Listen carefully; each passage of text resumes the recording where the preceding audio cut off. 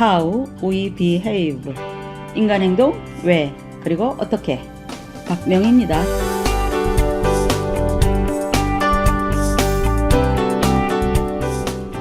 전번 시간에 이어서 평안으로 가는 12걸음 중 5번째 걸음인 고백하기를 살펴보면서 인간 행동의 원인과 방법을 찾아가 보죠. 옛날에 살던 집에는 지하실이 있었습니다. 숨바꼭질 놀이를 할 때 자주 숨었었죠. 그리 크지 않은 공간이었지만 그 안을 들어설 때면 캄캄함에 움츠려들던 기억이 있습니다.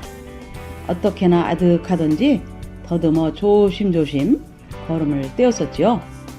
그런데 그때 만일 조그마한 손전등이 있었다면 어땠을까요? 어두운 곳을 비추며 당당히 들어설 수 있었겠죠. 우리들의 마음에도 이렇게 어두운 지하실이 하나씩 있는 것 같습니다. 아니, 우리 내면 자체가 캄캄한 것 같습니다. 이것 자체가 우리의 깊은 속성이 죄라는 것을 보여주는 것 아닐까요? 그래야 자신을 보호하니까요.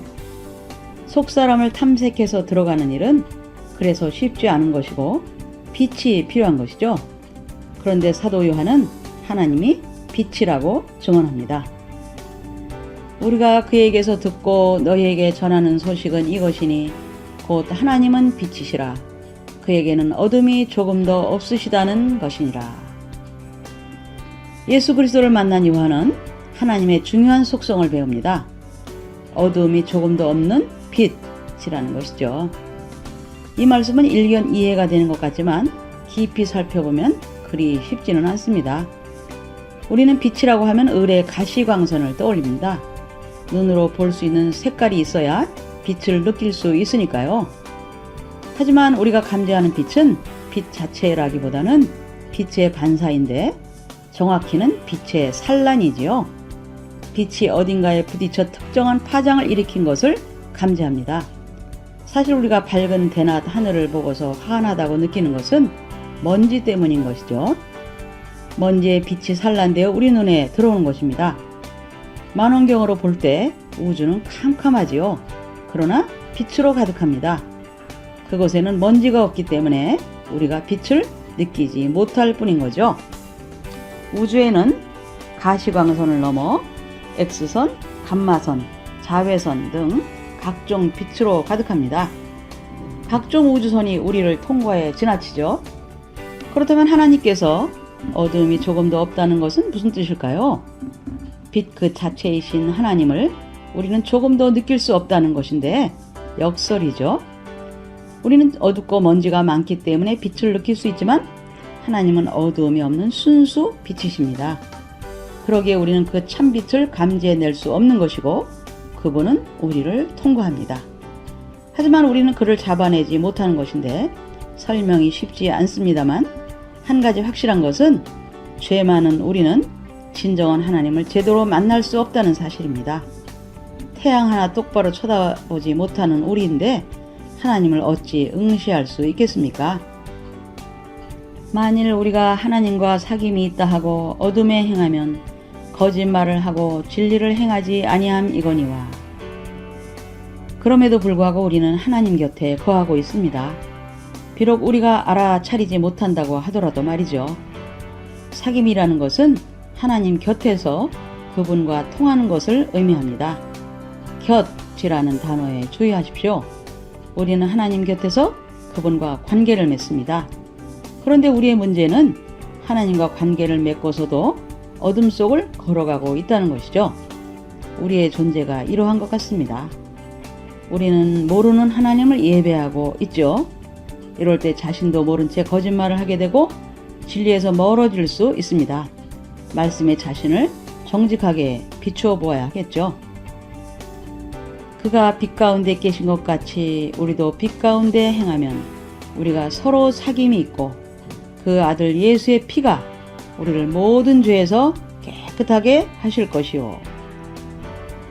그리스도께서 빛 안에 계신 것처럼 우리도 빛 안에서 걸어갈 수 있다면 얼마나 좋을까요? 이것은 특별한 은총이죠. 앞에서 하나님은 빛이라고 했습니다. 따라서 그리스도는 하나님 안에 계십니다. 우리는 그리스도를 따라서 하나님 안에서 걸어갈 수 있습니다. 그리스도는 길이시요. 그분이 아니고는 하나님께 갈 수 없기 때문이죠. 아까 곁에서 하나님과 교제한다고 했죠. 그러던 우리가 그리스도를 통해서 하나님 안으로 들어갈 수 있게 되었습니다. 이것은 엄청난 질적 변화지요.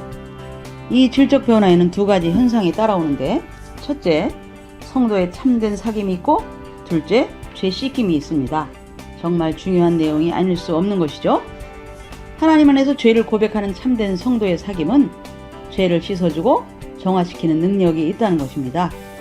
이것은 그리스도의 보혈로 가능합니다. 주의 보혈이 우리들을 생명으로 연결하며 서로에게 고백한 죄를 씻어주십니다. 이에 대해서는 7째 걸음에서 좀 더 자세히 살펴보겠습니다. 만일 우리가 죄가 없다고 말하면 스스로 속이고 또 진리가 우리 속에 있지 아니할 것이요. 만일 우리가 우리 죄를 자백하면 그는 미쁘시고 의로우사 우리 죄를 사하시며 우리를 모든 불의에서 깨끗하게 하실 것이요.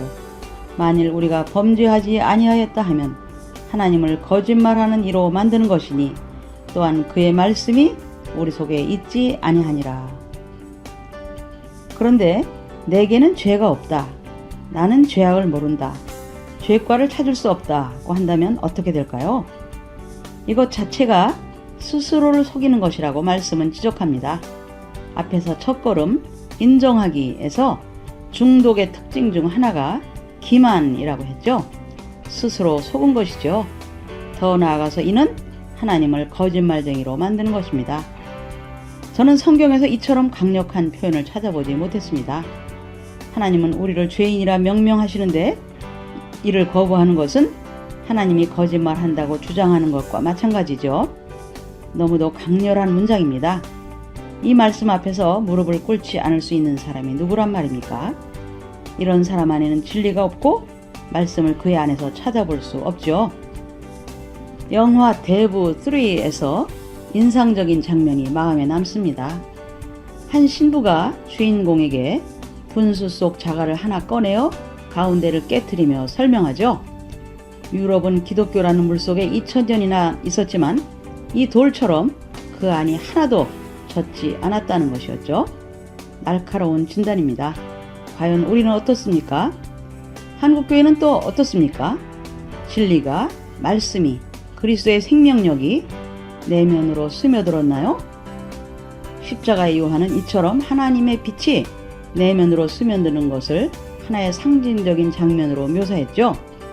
그것은 마치 불이 나무를 태운 것과 같다는 것인데, 불이 바깥에 있을 때는 장작은 습기를 내뿜습니다.